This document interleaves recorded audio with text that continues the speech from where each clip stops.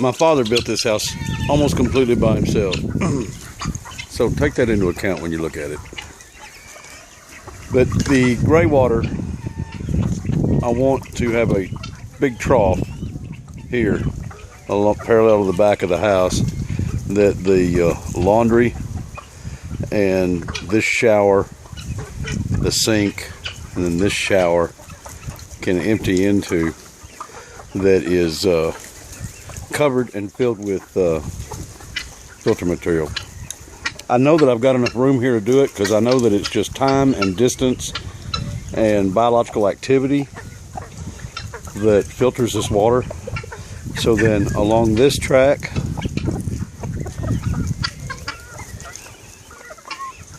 and at some point I've got to introduce reeds, a reed bed. So maybe right about here, just to the right of this path that goes over there to that faucet, the reeds start.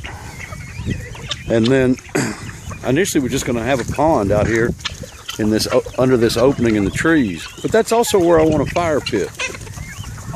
So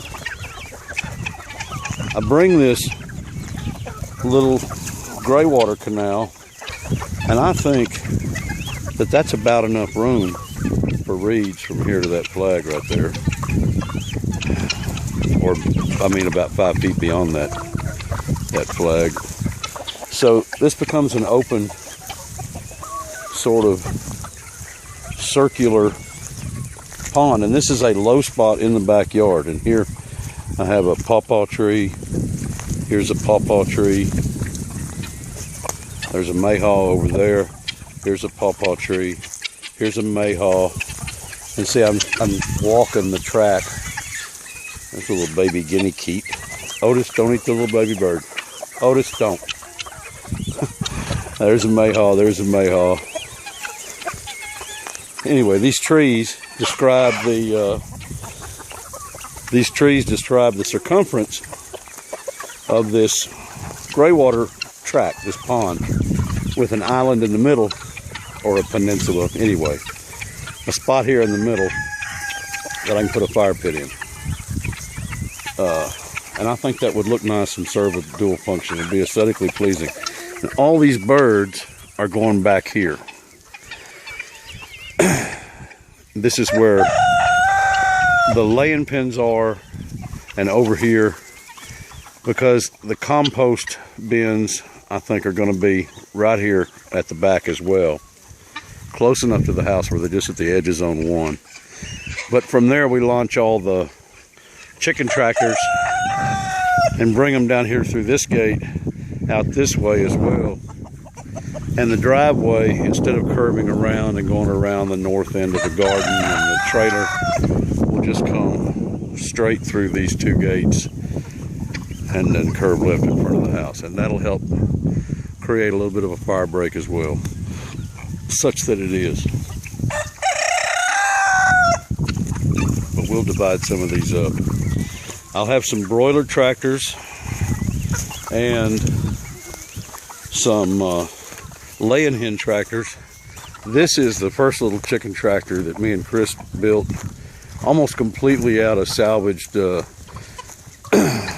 materials from the old chicken house roof, and from pallets and wheels off of lawn push mowers that had gotten burned up in the fire. Anyway, the gray water trench comes out here, or I could have it fork because it's low around both of these trees, but it's really more of a trough this way. We did not take the A-frame to this.